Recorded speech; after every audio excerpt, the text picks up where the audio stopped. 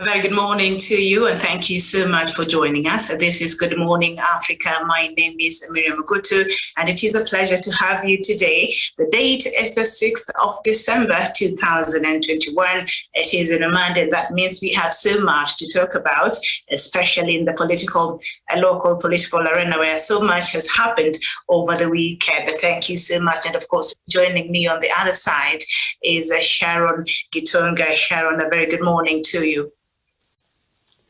Thank you very much, Miriam, and indeed, very good morning to you and to all our viewers who are watching us in Africa and across the globe at large, whether it's their morning, afternoon, or evening. It is a pleasure to be part of this Good Morning show. Good morning.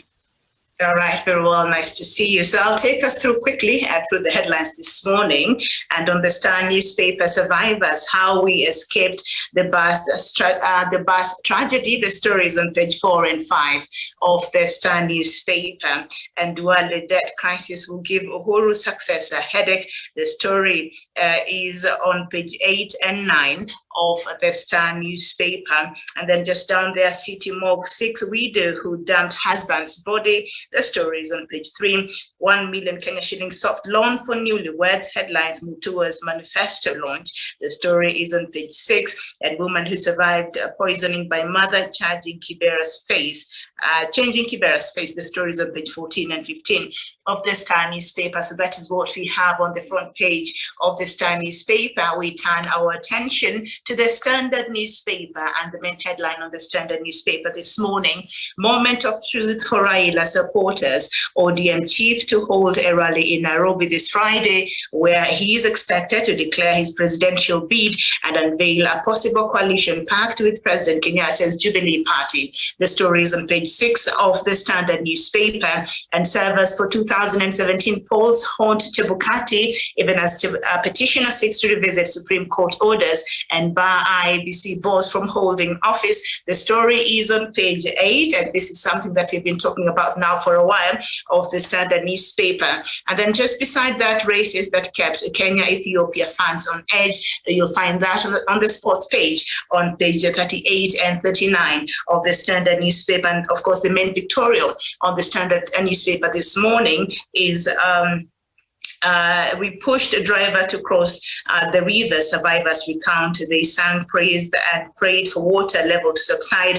When they saw smaller vehicles make it across, they overloaded the bus to add its weight and decided to take the risk. And of course, it is the unfortunate accident that has claimed now several lives that happened in Mwingi over the weekend. And also that is the main pictorial there. Then Ruto's big catch in Nyeri tour. Nyeri governor declares support for Deputy President William Ruto and plans to lead a delegation to Karen. The story is on page 6 of the Standard newspaper this morning. And then we turn our attention now to the Daily Nation, and the main headline on the Daily Nation: the 50 shillings doomed Mwingi bus ride. Desperate travelers stranded on the banks of the swollen river Enzai had just boarded the bus ferrying members of a church choir to a wedding ceremony for the short distance across, only to meet their death minutes later. The death toll now stands at 25, but more bodies could still be trapped in the wreckage. The story is on page 7 of the Daily Nation. And then just up there, vaccines scorecard at only 10%. Kenya could miss the target to fully vaccinate 40% by the end of this year. The story is on page 6 of the Daily Nation. And Mutua launches his manifesto for president. Machakos governor unveils a campaign platform anchored on 13 pillars. And I think we'll take a look at some of that just in a bit, and you'll find that on page 2. Court stops Naivas shares a sale as brothers squabble. You'll find that on page 8. And MPs to refund 2.7 billion Kenya shillings illegal house allowances. You'll find that on page 5 of the Daily Nation. And just below that, while Ruto wants Gachagua for deputy president and wavering loyalty, deep pockets, oratory skills, and ability to mobilize crowds has all but convinced Deputy President William Ruto to pick Mathira Member of Parliament Rigathi Gachagua as his running mate in his planned presidential run next year.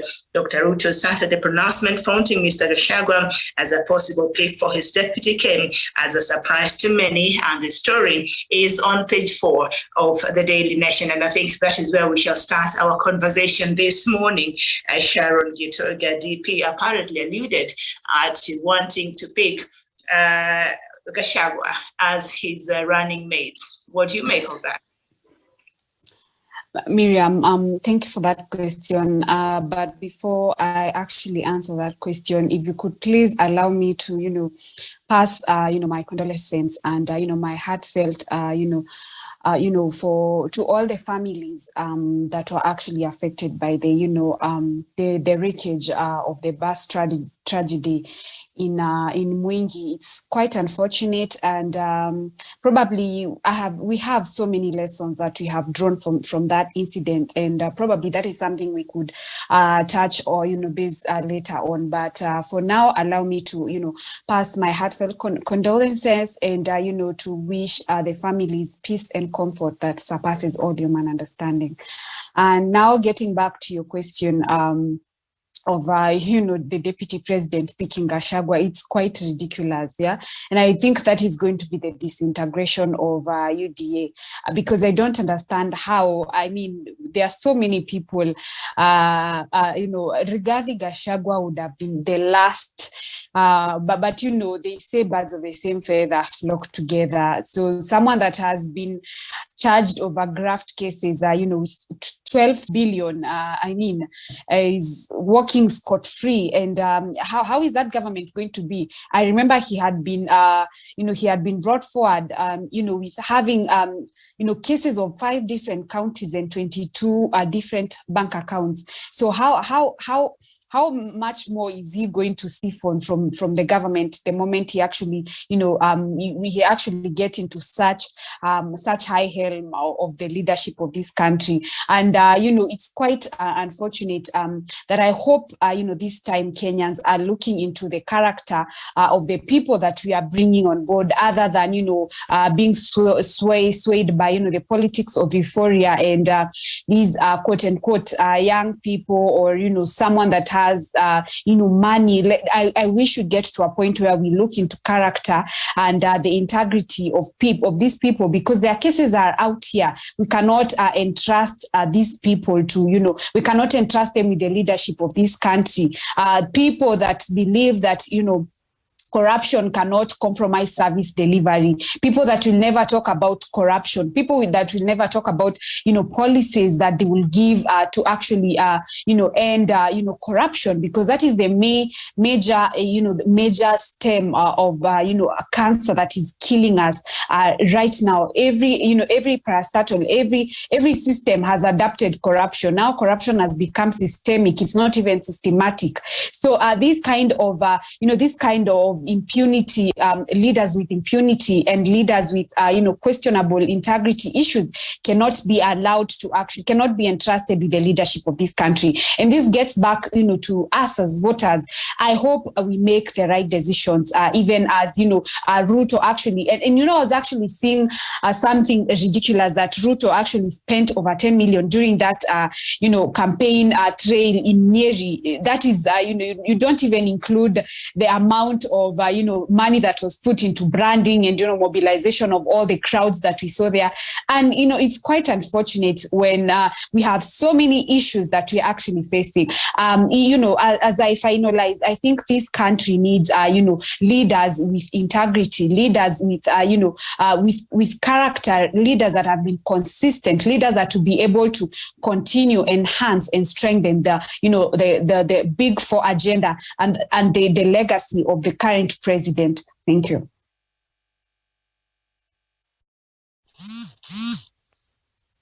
All right. Thank you so much, Sharon, for that. And we're also joined this morning by Daniel Wesonga from Nairobi. Wesonga, very good morning to you. Yes, a very, very good morning, Miriam Ogutu in Nairobi. A very good morning to my fellow panel, Sharon Gitonga. Indeed, it's a very, very chilly morning here with some drizzle in the CBD, and it is my pleasure to join the conversation at this particular hour. Okay, so what we are looking at is just one of the stories that we have on the headline this morning on the Daily Nation. And apparently, DP William Ruto perhaps might be thinking of picking Rigathi Gachagua as his deputy president come next year's election. What do you make of that? It will be a collabo, as the musicians call it, a collabo of thieves. You know, Gachagua, like my good friend and sister Sharon Gitonga said, is someone who has been faced with a very, very heavy and, of course, indemning corruption allegations during the time his brother was the Nyeri governor. And also, he has been accused of supplying fake equipment to the counties, and he reaped billions of shillings. The other day, his accounts were frozen. And of course, they contained millions of shillings, hundreds of millions of shillings. And it is actually whispered through the intelligence circle that he has been the machinery that has been oiling the campaigns at the current the residence of the deputy president. We've been seeing delegations going there and receiving their tokens either in money, in wheelbarrows, or maybe in other commodities that have been given there. So to me, I think if we give William Ruto the presidency and Rigathi Gachagua as a deputy presidency, then you can be rest assured, Miriam, as the sun will set this evening, that the country will go bankrupt in the first 100 days. We cannot have a thief for president and we have a robber as the deputy president. That will be sending, akin to sending Kenya to auctioneers. You know, when you go to an auction, then, you know, they will give the country to the highest bidder and receive the cashback for whatever amount they will have bargained for. And these are epitomes or bulwarks of corruption in this country. They have actually come out as the most corrupt individuals. Rigathi Gachagua, when he was a DO in Molo, he is rumored to have been walking through Molo and taking bribes in the bars, the bar owners in Molo. Also, he is rumored to have flashed out Kikuyus from Molo, which is a very, very emotive topic, by the way. And of course, he was doing this in the behest of the national government and actually acquiring land illegally for the bureaucrats of the government during that particular era. So this is a person who is very, very deeply corrupt. We remember some narration by Wafula Buke, who is one of the fighters of the second liberation during his time as a student leader at SONU. He says he met Rigathi Gachagua in one of the hotels here in Nairobi, and Rigathi Gachagua noticed a very wonderful wallet on Wafula Buke, and that is how it actually disappeared. You know, he just took it from him out of impunity, and there's nothing you could do because he was actually a stooge and a puppet of the Moi regime, the Nyayo era. He was the link between the Nyayo torture chambers and the University of Nairobi, where he could actually inform the government of any kind of rebellious activity or maybe insubordination that was happening or sedation that was happening from the university. So this is a person who has thrived from making illicit deals, either with government or maybe in his own personal capacity to actually enrich and accumulate primitive wealth through corruption. So to me, if we have to choose Gachagua and William Ruto, then that will be a collaboration between YK92, which was led by William Ruto and Cyrus Jirongo. And you know the vicious violence that YK92 actually inflicted on the people of Kenya. It is YK92 that used the 500 Kenyan shillings to actually to launder money and be able to bribe votes and be able to impact violence and brutality on the proponents of the second liberation. They also actually walked around the country trying to sabotage the movement for equality and freedom in Kenya. And that is what Gachagua was actually doing. As William Ruto was moving with YK92, Gachagua by that time was actually out of the University of Nairobi, where he had held a similar role as YK92, on informing on university students who were opposed to the government of the day, the dictatorial government of the day. And he had now become a Dio in Molo, and he was flashing Kikuyus out of their homes,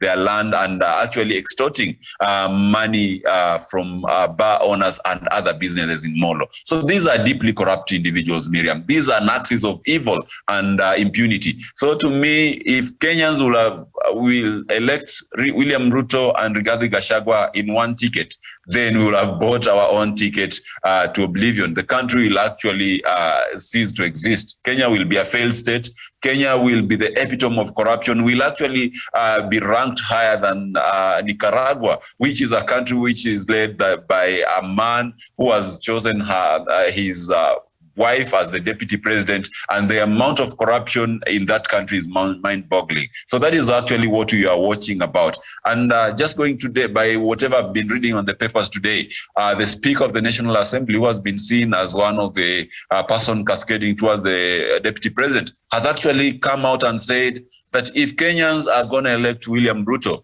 then that will be the biggest tragedy of this century, because right now William Ruto will come to you smiling and trying to court and actually seduce you to vote for him. But later on, when he gets into office, when you knock at the door, you will be told to wait. And that is what he's telling the Mount Kenya nation. So you can actually take it from him, because JB Muturi has been a Speaker of the National Assembly. He's a politician who has a long experience in that particular realm. He has been a magistrate. He served in Kenya he served in Kenya when Moi was in power, and of course together with William Ruto. He has been a friend of President Uhuru Muigai Kenyatta. And also to add on that, President Uhuru Kenyatta has also served with William Ruto. So when these two people come out and tell you that this man is dangerous, he cannot be trusted with power, I believe it is quite fair for you to actually trust the two, because they say if today an alligator comes out of water and tells you that the crocodile is sick,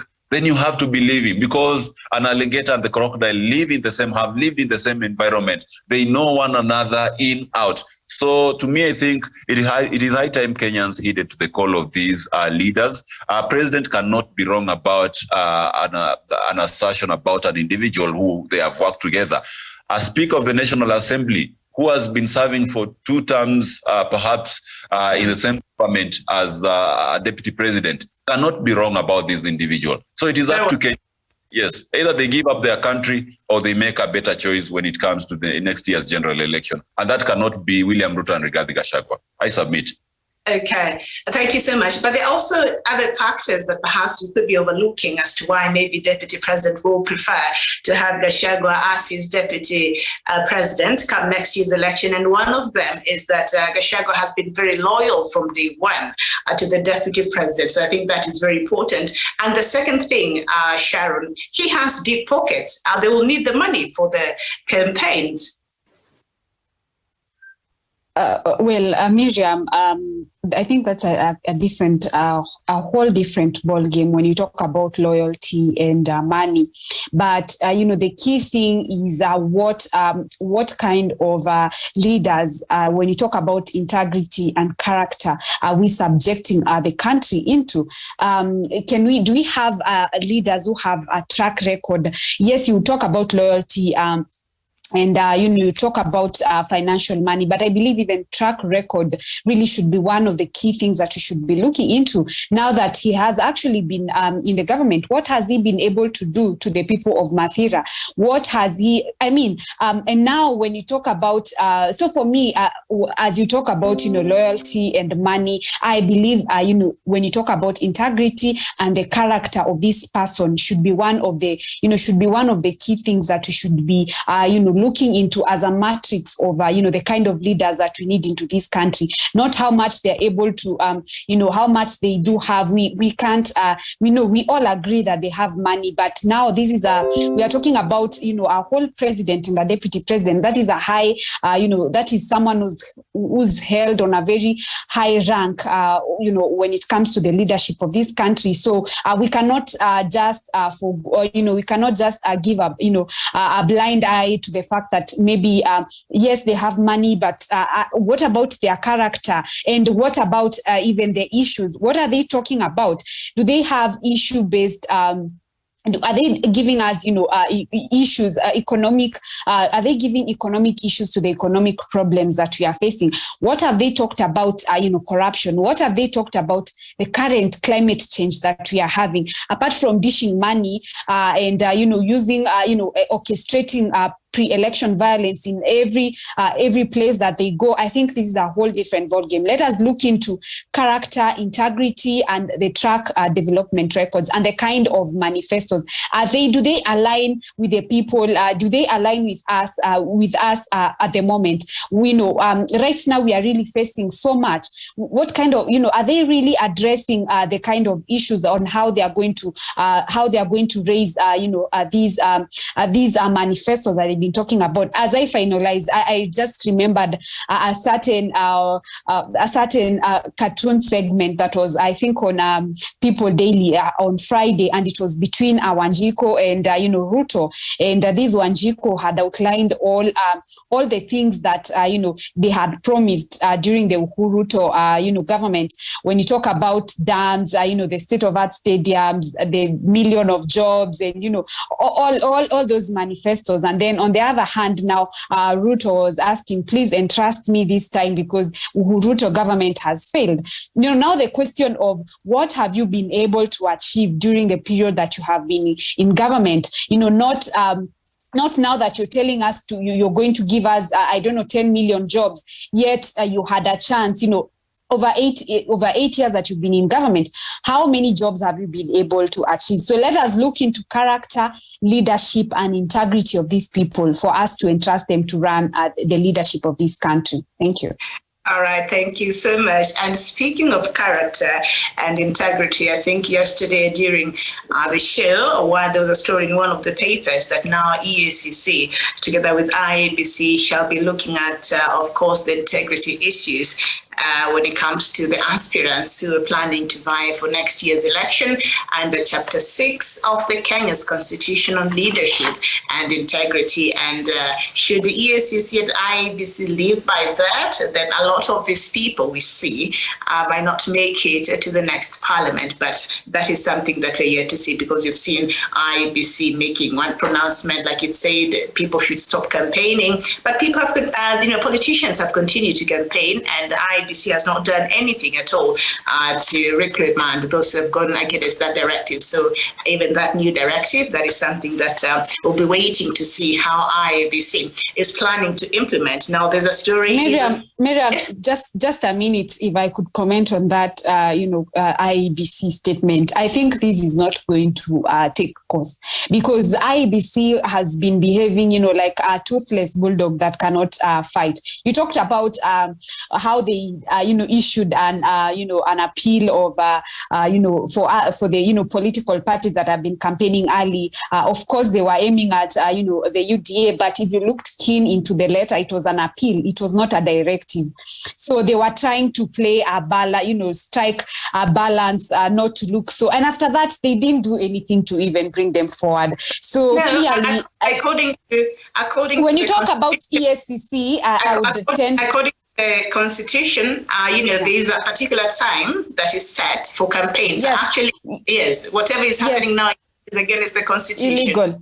Yeah, I understand that very well, because I think even the Constitution stipulates that, campaign should actually start, I think in May next year. But, even after they wrote, it was an appeal. It was like they were trying to, it was not like a directive, it's like they were trying to ask them kindly, and after that, we've not seen any effort being taken. And if anything, the deputy president and his other cronies and all other political parties are back back like they never left. And, I've taken this to the next level. I mean, you saw what happened in Nyeri. So I don't think it actually going to take Thank course. you so much. I hear you. And also Raila yesterday, I think, was in Kayole and other places. So it's not just the deputy president, but all actors have been very actively campaigning, and that is against, the campaign laws of this country. But do we say? All right. So on page 5 of the Daily Nation,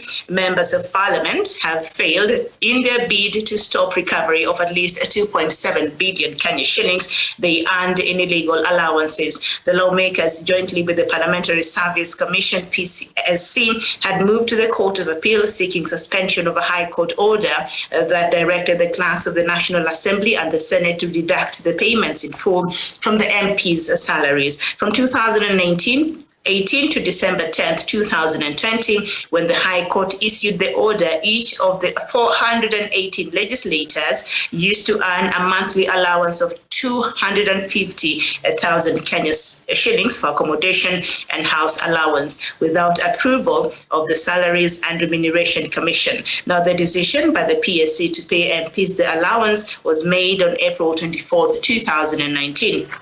With payments backdated to October 2018 for 26 months, each MP had received 6.5 million Kenya shillings, and they are now required to return the amount to the Exchequer.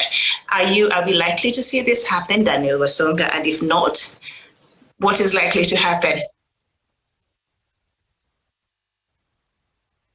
Wasonga? Very well, Sharon, go ahead. Are the members of parliament likely to return this money that they stole from us? That is stealing. Yeah, Miriam, it is quite unfortunate because when we talk about corruption, and it's unfortunate that corruption has taken course everywhere. I mean, every parastatal, every person, is in one way or another affiliated to corrupt cases. And I'm not trying to be optimistic because I'm sure they definitely are not going to return this kind of money. And that is why when we say we need an overhaul of this kind of, members of parliament who have actually been placed there to, deliver, they're supposed to, deliver services to the people of Kenya, but instead we see them actually getting involved in such barbaric acts. I mean, this is something that cannot be, it cannot be, we cannot continue having this kind of, acts. And how I would wish the kind of leaders that you are bringing on board are the kind of people that are going to talk about this issue of corruption. And I would wish that corruption would ever get to a place where it is made extremely expensive, that no one actually dares to, take any kind of, or rather siphon the money at the detriment of, poor Kenyans and poor citizens.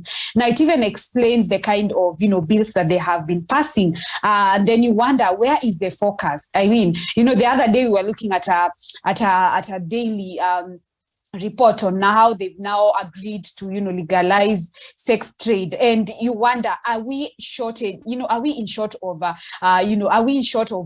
key things that, we should be looking into? I mean, we are at a place where we are staring, 2.1 million Kenyans who are facing starvation and climate change and drought.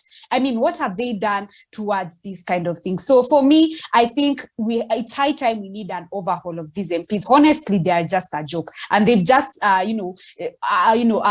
deliberately actually decided to, to compromise the delivery of us, for the citizens of Kenya, and it's something very, very, very unfortunate, Miriam. Very well, thank you so much, Daniel Wasonga. I see you back. Now, these members of parliament each pocketed about 6.5 million Kenya shillings illegally, and they're supposed to be returning it. Of course, they went to Court of Appeal, and the court said, no, this money, you earned it illegally, and so it has to be returned to the people of Kenya. Are we likely to see these members of parliament return this money that was illegally earned to us? Thank you, Miriam. And of course, the law is very clear. And if the law through our courts has said that they must return that money to the last penny, then they have no any other objection to make. So to me, I expect them to comply duly with that directive of the court. they need to return any taxpayers' money. And that goes even to the leaders in the highest office. We always see the deputy president moving around in government vehicles, campaigning and also earning a salary for a job not quite well done. I believe it is high time a Kenyan moved to the courts and sought a directive on how we could recover that amount of money. We are not actually going to finance a ghost worker who is actually at the top of his head trying to campaign for his presidential bid, whereas Kenyans lack amenities that could actually help them elevate their lives. Today, if we had fixed that particular bridge in Kitui, which is under Kura, we will not have had that kind of a tragedy. And intelligence on the ground has it that it is not the first tragedy. We've had so far so good. From 2019, we've had more like 4 tragedies in that particular on that particular bridge. So that tells you that as a government we should have priorities, and that does not only stem from maybe the office of the president. Also, the MPs have to do their part, and that is just part of it, making sure that they do not use public money in a bad way. Any money that is allocated to them illegally should be returned to public. Also, the deputy president and other leaders who are not doing their duties, that money which is being paid to them should actually be cut short, and the revenues and the money channeled to other useful developmental projects that will benefit the common mwananchi. So Miriam, on that one, I do not expect anything short of having the money returned to the treasury or the relevant agency to the last coin, so that it is put into proper use that will benefit the country. Okay, thank you. Now, yesterday, of course, we know that Machakos Governor Alfred Mutua, who is serving his second and last term as a governor, launched his manifesto. I did not know that he had said he will run for presidency next year, but apparently he's serious about this. And so yesterday, he launched his manifesto. And of course, among other things, the 1 million Kenya shillings soft loan for newlyweds headlines Mutua's manifesto launch. That is just one of the key things that was noted, that if you're going to get married in this country, as long as Alfred Mutua is the president, and then you'll start off your life with some debt. Serikali itakupatia between $500,000. I know we've had so much promises, especially when it comes to monies and how there's people have plans to change our lives. But this one, Sharon, is it viable by any chance? Miriam, it is not even viable. And I think what he even forgot to tell people, where would he actually get this kind of money? When I look at someone like the former prime minister, when he talked about the social welfare, program, he was keen to actually say where he's actually going to get this kind of money. And he said he's going to make use of the loopholes of corruption. You've seen the president say that we lose 2 billion in a day. So he was keen to actually give and actually say how he's going to make this possible. So when Mutua actually says he's going to give, $1 million to the newlyweds, how many people are going to get married now with his government? Well, let me play the devil's advocate and say probably when he gets, the seat, how many people are going to get married? And where is he going to get all this kind of money? Assuming, 1 million people decide to get married now, where is he going to get all this kind of money? Honestly, I think our leaders are now getting overboard. This kind of politics of euphoria is what we are trying to shun. I was actually looking at, some statistics of, this river Nziu that caused a tragedy. And one of my friends was telling me, apparently all the leaders have actually used that bridge, actually most of the leaders have been gotten into power because of that bridge, because every other leader comes and says that, when you elect me in office, the first thing I'm going to do is to repair this bridge, because it has been that way, I think, since, for like 4 years now, ever since 2018, when it was, swept away. So, this kind of euphoria and this kind of, words that are trying to, every leader is trying to appear appease, the voters. It's quite unfortunate because, trust you me, there are people who are gonna vote for him simply because of this kind of leaders, this kind of euphoric acts, and then when he gets into power, things get qua ground. They say things are gonna be different. So this actually boils down to, he also talked about promising 5 million new jobs. I don't know how this is actually going to be possible, yet it also didn't probably give a clear, a clear outline of how his, implementation of these kind of courses. So these are actually not viable, and this boils down to voters, because at the end of the day, we are the people that lose.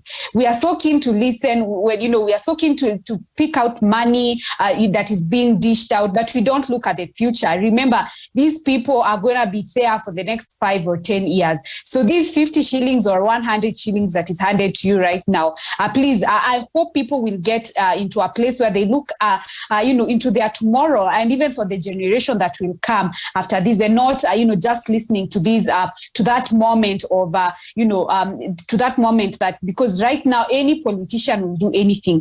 You've seen even others, going to the extent of doing anything for them to even just appease us that they are able to change this government when they get into power. But let us be very keen, because they say choices have consequences, and in every they say any thorn that you pick with your own accord does not hurt. So at the end of the day, we are going to be the losers. Let us be very keen, even as we pick money, or even as we listen to what these leaders are going to bring in in their manifestos. Thank you. All right, very well indeed. Choices have consequences, and I think Kenyans, we've had a share of that. We've lived through that. You come on in Medali, I'm on the Sevi, but we know that firsthand.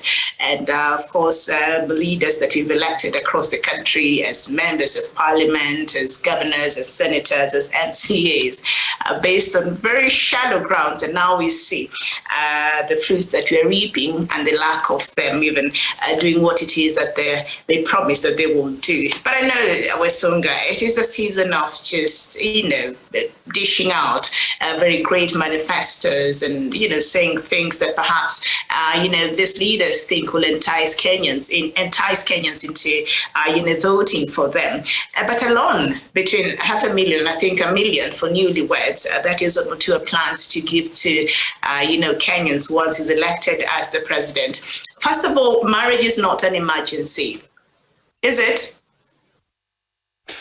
Yeah, Miriam, I believe maybe in this regard, he meant, or perhaps maybe if he failed to explain, perhaps he meant to give these couples money to kickstart their marriage, in that maybe they can set up a business to sustain themselves economically, or maybe perhaps even to build themselves a home and all that. But as you say, marriage is not an emergency. Those ones who are not yet financially stable, it is not a must that you marry. You marry when you can provide for your family and be able to live quite a comfortable life, so that you don't bring the children into some kind of maybe tight situation.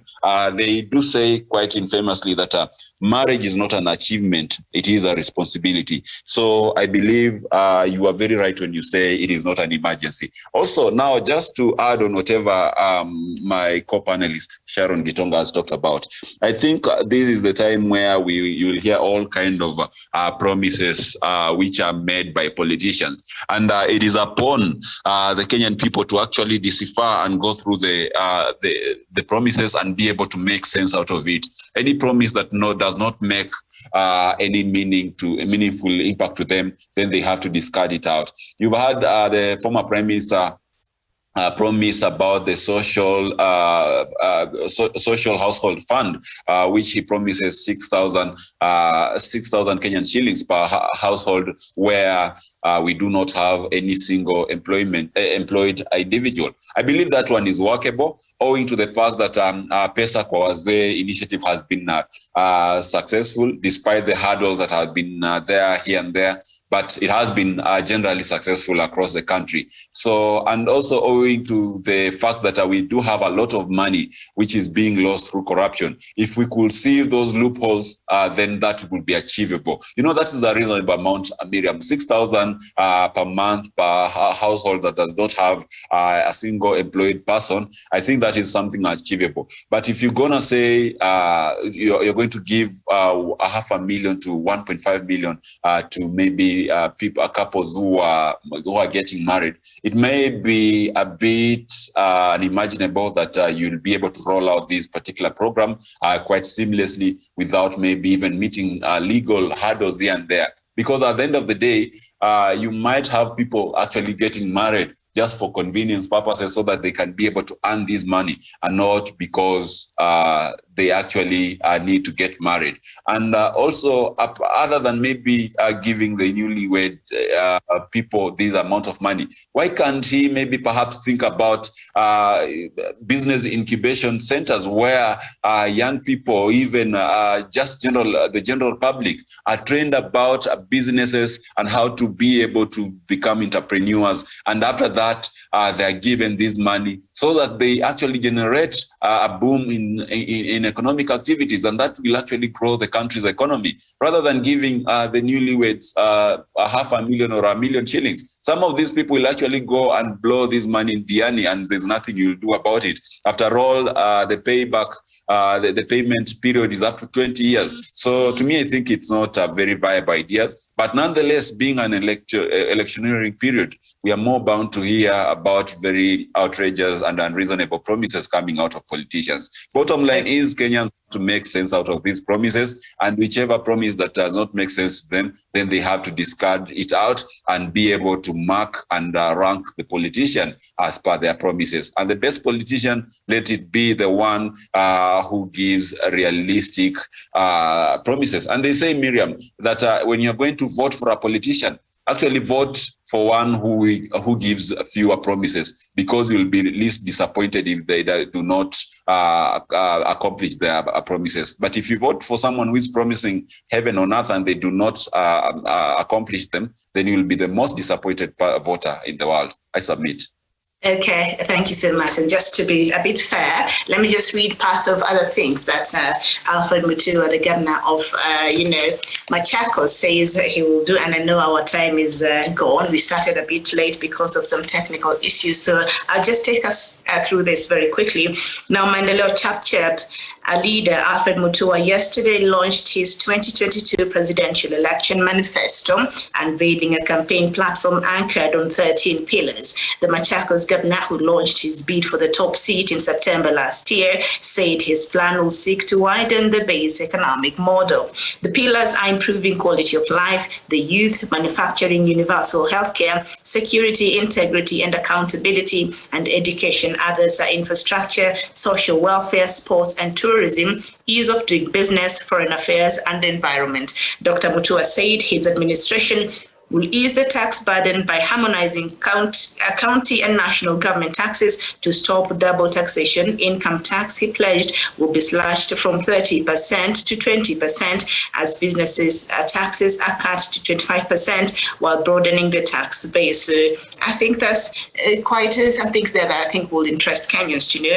And also, in a plan that mirrors ODM leader Raila Odinga's social protection policy, Dr. Mutua promised a food fund to support the vulnerable in the society. It is possible to ensure that no Kenyan starves again. Food stamps will be given to the struggling and poor, exchange for food, and ensure a home for every family, and empower women through mainstreaming table banking. The Machakos governor said that to empower the youth, Mutua is promising to create 5 million new jobs for them in the first 3 years of his presidency. So we've seen him especially borrow the issue of food stamp. That is something I hear a lot, when it comes to the United States. I think it's something that is being done and has benefited a lot of families that come from disadvantaged, backgrounds. That is something that can be replicated here. Or is he just saying whatever this Raila is saying, but in a different, using different words, Sharon? Yeah, exactly. I actually saw that, and I equated it to the social welfare program that the former Prime Minister Raila had come out with. So in a nutshell, I think Mutua need to be realistic with himself because he's actually leaving he's serving the last term. So his chances of actually marshalling up all the 50 plus one votes in the entire country are going to be very, very minimal. But I actually thought he had folded his presidential bid because I had seen him with the former Prime Minister running his campaigns for quite a while, I think last month. So I don't think he really is serious about this. And if he actually wants to retain any kind of seat, I think it is only best for him to, because when you look at some of his synergies and some exponential values are similar to what the former Prime Minister had talked about. So he would actually be well fitted when he actually folds his party to work under the former Prime Minister, because they have somehow a similar apart from that marriage stimulus package. But when you look at these other things, talk about economy and the issue of taxes and the issue of the social welfare program, I think he's best fitted when he actually works under the former Prime Minister. Okay, thank you so much. And I think an interesting point there, Daniel Wasonga, before we leave this topic, that Sharon has reminded us of Mutua was, remember when, Raila Odinga visited Ukambani just a couple of weeks ago, and he was one of the people there that led his support and declared his support for Raila Odinga. So from what we saw him do yesterday, and if I was to go with what Sharon is saying, what I heard her to be saying is Mutua is not really serious about running for next year's general election. In that case, is he just trying to build a cloud around him and perhaps position himself just in case the person that he will be supporting gets to be the president? Then maybe he will be given a lucrative opportunity like a cabinet secretary or other opportunities within the next government. Thank you, Miriam. And of course, that has to go to the structure of our politics as a country since independence. And you realize even during the pre-independence period, we had the North and South Kavirondo, we had the Kenya Central Association, we had people from the coast also having their own association. In Rift Valley, we had the Kingpins. So in some kind, historically, our politics have always been built around a personality, and these personalities have always represented a particular region.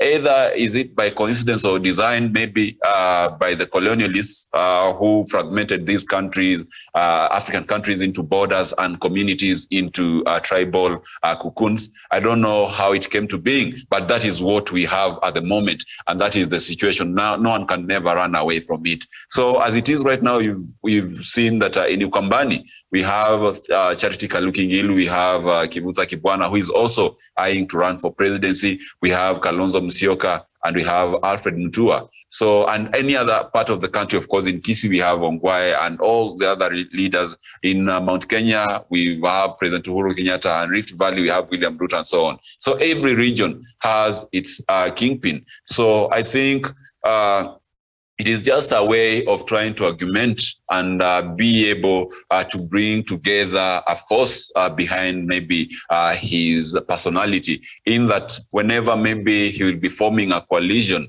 with any top contender for the presidency, then he'll have a bargaining power. Because just like any other politician from the past, Alfred believes that if you go on a negotiation table for national politics without maybe having a tag of a political heavyweight, then you might as well be shortchanged or maybe not get a bargain that is equal to what maybe your people might need to have. So, and therefore, that is why he's declaring to vie for presidency. So it is a matter of maybe adding some clout to his bid and also increasing his bargaining power on the negotiation table. We have leaders like Kalonzo Musyoka, Moses Wetangula, Musalia Mudavadi, who have maintained political relevance just by threatening to vie for presidency. And that tells you how deeply this is entrenched in our politics. So to me, I believe at the end of the day, the small rivers are going to meet the big rivers and actually form a lake. And therefore, we expect Governor Mutua, once he's able to mobilize these people under maybe his bid for presidency, he then will look for whoever will have the highest chances of clinching the presidency and go seek for a coalition and, of course, bargain some slots in the national government on behalf of his people. And I believe that will be with Raila Odinga, as previously we've seen him moving around with him in more occasions. All right, very well, thank you so much. And just to borrow your words, Daniel Wasonga, is saying Governor Mutua might just be threatening to run, as we've seen a number of other politicians who have been saying they're running, but when it comes to now when it's serious business, they shift and back certain candidates. So he's threatening to run as it is right now. Okay, so we'll see. There's still time. We'll see how that will pan out.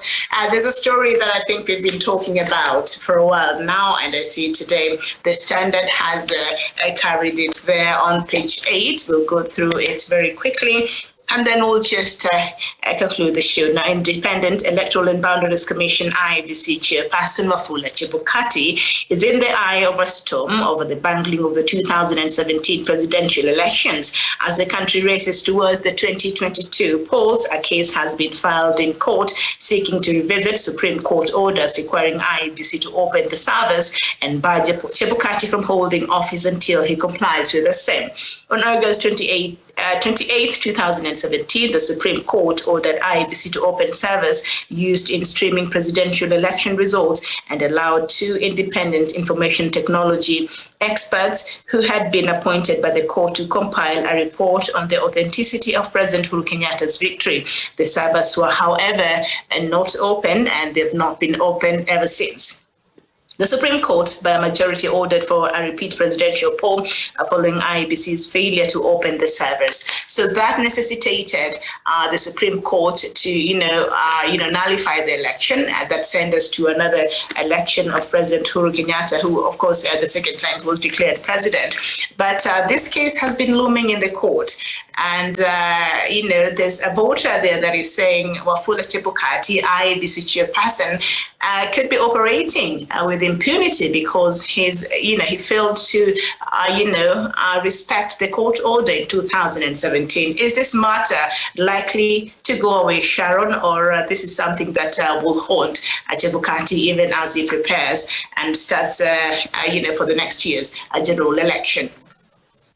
Thank you very much, Miriam. And of course, we've held, these conversations over and over about, the IEBC commissioner and the reason as to why he has never opened up the servers, even as, after the court had actually ordered him to open. I mean, we are now in 2021, 4 years later, and he has not even come out, to actually give his reason as to why he's not been able to, he has not actually opened up the servers, which is a contempt, which I think the courts should actually hold him accountable. And if anything, he should actually be behind bars. I think it should be a period of 6 months behind bars, because this is impunity of the highest order. And having him actually being the same person at the helm of the leadership, come general election 2022, with all the manner of drama that we've been seeing, hovering around the IEBC, even him actually pulling out from a multi-sectoral agency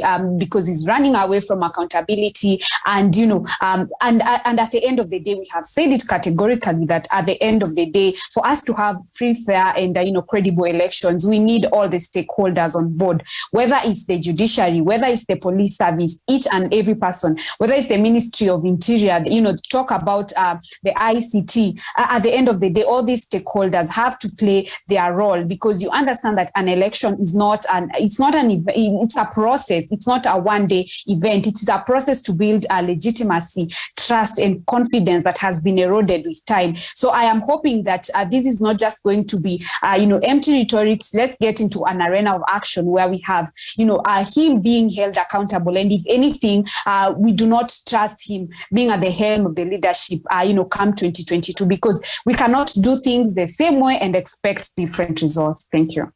All right, very well. Thank you so much. So these are just some of the things that this petitioner is seeking from the court.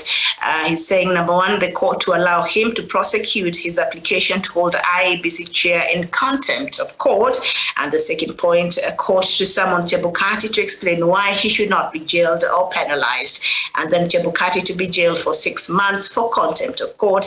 And the fourth point, in the alternative, he be barred from holding office until he complies with the 2017 order. So in a normal jurisdiction, in a mature democracy, this would make sense. Whatever this petitioner here is seeking would make a lot of sense. But coming down to where we are here today, Daniel Wasonga, does he have a grant that he's seeking on this point that he's going to the court with, and should Chebukati be found in contempt, and then what next? Thank you, Miriam. And yes, thank you so much. I wonder why the court, Justice Mrima, was so much keen to issue an arrest warrant or maybe jail the DCI George Kinoti and not Wafula Chebukati, because Wafula Chebukati bungled the 2017 presidential elections. And IEBC, as it is right now, with the old commissioners, Chebukati included, it is a crime scene, Miriam, because these were very, very grievous mistakes that would have actually burnt this country. Was it not for the wisdom of the Supreme Court and maybe the magnanimity of the opposition, not maybe to go to the streets and cause chaos? Because he bungled the election, maybe a rare occasion in Africa or across the world where the Supreme Court has actually annulled a whole presidential election. Due to simple mistakes, he was asked, where do you take these spoiled votes? And he could not answer for it. And he was ordered for that reason to open the servers for an audit. What that means is just the same case where today someone is accused of stealing, embezzling funds in a certain government department. And you are told, actually, because of this, I want you to repeat the process and also open your books of accounts so that we are able to do an audit. We see how this money was spent. If this person does not comply to that particular order, then it actually means that the worst happened. It means this money was actually stolen. So whatever Chebukati has done is actually in contravention of the Constitution and the law. And the other time I remember, while in a certain forum, I was talking with a former ECK commissioner from my village, and I was telling him, by the way, whatever Chebukati is doing right now is in stark contradiction of what he actually is. Because when Wafula Chebukati tells the country that he walked out of the multi-sectorial committee because he thought that the Constitution was being violated and it was not a legal entity, then that begs the question, why has he consistently ignored the court order, the Supreme Court order, which is the highest court of the land, to open the servers of the IEBC for IT experts to do an audit and be able to verify who won the 2017 presidential election, the first election? So to me, I think whoever advised Chebukati, and I believe Chebukati does not act independently, he's controlled by someone somewhere, maybe in Karen, we don't know. But whoever advised him to quit that particular committee should actually be preparing him an alternative job. Because whatever I know, if that particular application will land before the jury, and a very independent jury for that matter, I believe Chebukati is in court soup and his goose. Very well. Thank you so much, Daniel Wasonga. Thank you, Sharon. Already cooked. He should be looking for Karen. Okay. All right. I apologize for that. Indeed. Thank you so much, Daniel Wesonga. Thank you, Sharon Gitonga. This has been Good Morning Africa. We shall be back in a bit with another show, and we shall be looking at the Kenya's criminal justice system. Is it an obstacle in the fight against corruption in the country? Thank you so much for your time. My name is Miriam Goto. This has been Good Morning Africa. A very good morning to you, and bye-bye for now.